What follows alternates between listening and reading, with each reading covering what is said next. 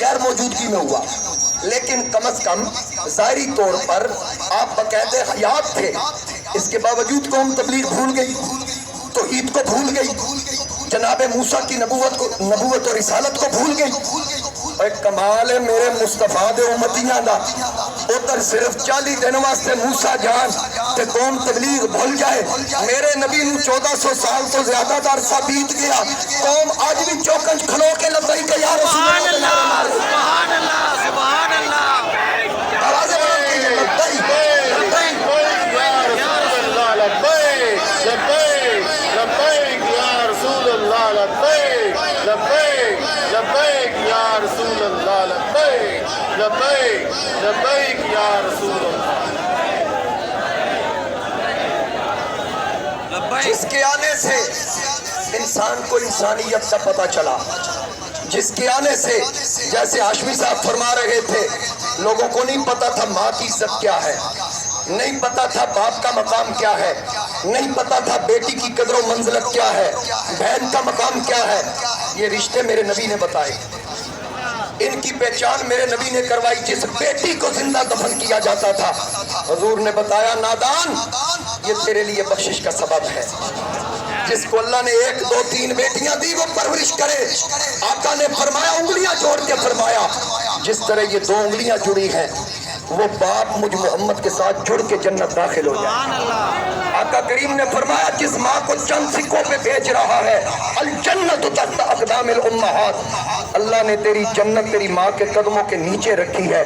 وہ چیز کروڑوں کی نہیں ملتی جو تیری ماں کے قدموں میں ہے۔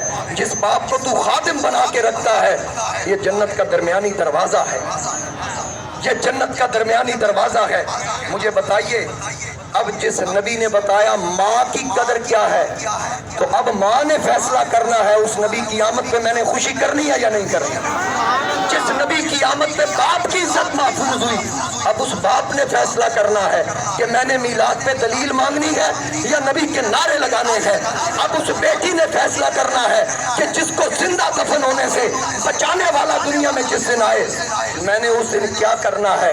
میں نے حضور کی آمد پہ خوشی کر کے درود و سلام پڑھنا یا نہیں پڑھنا۔ ہمیں تو جہنم سے چھٹکارا دلانے والا آیا، جس کی وجہ سے ساری بہاریں، جس کے دم سے ہر ایک کو عزت مل رہی ہے، جانوروں کی عزتیں محفوظ ہو رہی ہیں۔ ایک پرندہ میرے آقا کی بارگاہ میں آتا ہے، آقا کریم علیہ السلام کے ارد گرد وہ اڑنے لگتا ہے، سرکار اس کی آواز سن کے اس کی بولی سمجھ کے اس کے پیچھے چلتے ہیں، کچھ صحابہ بھی ساتھ ہیں۔ وہ پرندہ حضور کو جنگل میں لے کر جاتا ہے تو سرکار فرماتے ہیں ایک درخت کے پاس روک کے اس کے مالک کو بلایا جائے۔ درخت کا مالک آتا ہے، وہ یہودی ہے۔ حضور علیہ السلام نے فرمایا اس درخت کا مالک تو ہے؟ جی میں ہوں۔ اس کو تو کاٹنا چاہتا ہے، کاٹ کے بیچنا چاہتا ہے؟ جی بالکل، میری کچھ ضروریات ہے اس وجہ سے۔ آقا کریم نے فرمایا کتنی قیمت میں بک جائے گا؟ اس نے قیمت بتائی، سرکار نے قیمت ادا کر کے فرمایا اس کو کاٹنا نہ۔ وہ کہنے لگا کس وجہ سے؟ حضور علیہ السلام نے فرمایا یہ جو پرندہ ہے نا، اس نے مجھے کہا کہ یہ یہودی اس درخت کو بیچنا چاہتا ہے، اس میں میرا گھونسلہ ہے، ابھی تازہ تازہ میرے بچے انڈوں سے نکلے ہیں، اگر سونے یہ درخت کٹ گیا تو میرے بچے رول جائیں۔ کوئی پرندیاں نو بھی پتہ ہے دکھی دلاں دا سہارا، یہ بے قصوں کا آسرا ہے، یہ بے سہاروں کے سروں پہ ہاتھ رکھنے والا ہے۔ اب آقا نے جب یہودی سے کہا نا یہ قیمت لے لے، درخت کو کاٹنا نہیں، جب یہ بچے اڑنے کے قابل ہو جائے یہ قیمت بھی تیری، یہ درخت بھی تیرا۔ سرکار چلنے لگے، اس نے دامن پکڑ کے کہا اشہد ان لا الہ الا اللہ و اشہد ان محمدًا عبدہ و رسولہ۔ جڑا نبی پرندیاں تے اتنا مہربان ہے، انسانوں تے کتنا مہربان ہے۔ یہ شان ہے میرے مصطفیٰ کریم علیہ السلام کی، تو ہم خوش کیوں نہ ہو؟ جو پرندوں کا اتنا احساس کرنے والا، جو جانوروں کا احساس کرنے والا۔ ایک اونٹ میرے نبی کی بارگاہ میں آتا ہے، یا رسول اللہ میرے مالک مجھے شادی پہ ذبح کرنا چاہتے ہیں۔ اس کے مالک آتے ہیں، سرکار فرماتے ہیں قیمت مجھ سے لے لو، اس کو ذبح نہ کرو، یہ میری بارگاہ میں آ گیا ہے۔ میرے نبی علیہ السلام کا ایک صحابی اٹھ کے قیمت ادا کر کے کہتا ہے آقا یہ اونٹ میں آپ کو ہبہ کرتا ہوں، تحفے میں دیتا ہوں۔ سرکار اونٹ کو اشارہ کر کے کہتے ہیں جا میں تجھے اللہ کے لیے آزاد کرتا ہوں۔ اب اونٹ میرے نبی کے دربار سے نکلتے ہوئے اب اپنی بولی میں بلبلاتا ہے تو سرکار کی آنکھوں سے آنسو جاری ہو جاتے ہیں۔ صحابہ عرض کرتے ہیں آقا آپ نے اس کو چھری سے بچایا، یہ تو آپ کو رلا کے جا رہا ہے۔ آقا کریم نے فرمایا یہ رلا کے اس لیے جا رہا ہے کیونکہ یہ دعا کر کے جا رہا ہے۔ آقا اس نے کون سے الفاظ کہے کہ آپ رو پڑے؟ سرکار نے فرمایا یہ جاتے جاتے کہہ رہا ہے سونیا شالا وسا روی دربار جی میں نے چھری تو بچائے، اللہ تیری امت کو جہنم دی آگ تو بچا دے۔ اتنی شانوں والے نبی کی آمد پر ہم خوش نہ ہوں، جس کی وجہ سے ہر ایک کو عزت مل رہی ہے، ہر ایک کا حق محفوظ ہو رہا ہے۔ ہم اس نبی کی آمد پہ اللہ کا شکر ادا کر رہے ہیں۔ اور پھر آخر میں میں قرارداد پیش کرنا چاہ رہا ہوں۔ سندھ کے اندر ایک بدبخت لانتی نے خلیفہ ثانی جناب امیر المؤمنین سیدنا فاروق اعظم کی شان میں بدترین گستاخی کی ہے۔ مذموم یہ کوشش کی گئی فرقہ واریت کی آگ کو بھڑکانے کی۔ میں اس بھرے مجمع میں یہ قرارداد مذمت پیش کرتا ہوں اور اپنی حکومت وقت سے مطالبہ کرتا ہوں کہ ایسے شیطانوں کو پکڑ کر جیسے انہوں نے چوک میں کھڑے ہو کر سیدنا فاروق اعظم کی گستاخی کی، ان بےایمانوں کو پہلے چوک میں کھڑا کر کے چھتر مارے جائے، پھر وہیں پر ان کو سولی پہ لٹکا دیا جائے۔ کیا آپ تائید کرتے ہیں میری؟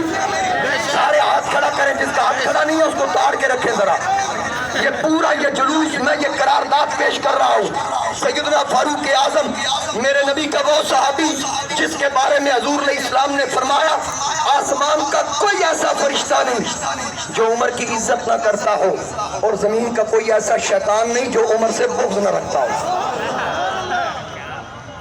یہ شیطانوں کا کام ہے جو دل کے کالے ہیں، ان کا جناب عمر سے کوئی تعلق نہیں۔ الحق یجری علی لسان عمر، جس کی زبان پہ حق جاری ہوتا ہو وہ عمر، جس کے نام سے کیسر و کسرا کے ایوان کامتے ہو وہ عمر۔ اور ہر ایک کو عزت اسلام کی وجہ سے ملی، واحد ایک عمر ہے کہ اسلام کی عزت میں بھی اضافہ ہو رہا ہے، عمر کے ایمان لانے کی وجہ سے ہو رہا ہے۔ جس کی وجہ سے اسلام کی عزت میں اضافہ ہوا اس جناب عمر کی بے ادبی اور توہین کی گئی۔ ایک شخص نے شعر لکھا جہانگیر کے دور میں، اس نے لکھا زے عمر خیش بیزارم کہ نام عمر دارت، میں اپنی عمر سے اپنی زندگی سے بیزار ہوں کیونکہ میری زندگی کا نام عمر ہے۔ اس بدبخت نے یہ بے ادبی کی۔ حضرت مجدد الفسانی رحمۃ اللہ علیہ یہ فاروق اعظم کی اولاد میں سے تھے، انہوں نے جہانگیر کے پاس آ کر کہا کہ یہ دیکھو ایک بے ایمان نے جناب فاروق اعظم کی شان میں بے ادبی کی ہے، یہ گستاخانہ جملے لکھے ہیں، اس کو طلب کیا جائے اور اس کی وضاحت طلب کی جائے۔ اب اس کا پس منظر کیا تھا؟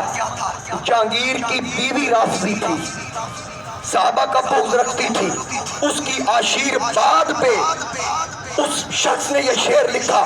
جب جہانگیر نے اس کو طلب کیا، بات پر غور سے سننے والی ہے پھر ہم آگے چلیں گے، جب جہانگیر نے اس کو طلب کیا تو وہ سیدھا جہانگیر کی بیوی نور جہاں کے پاس آیا۔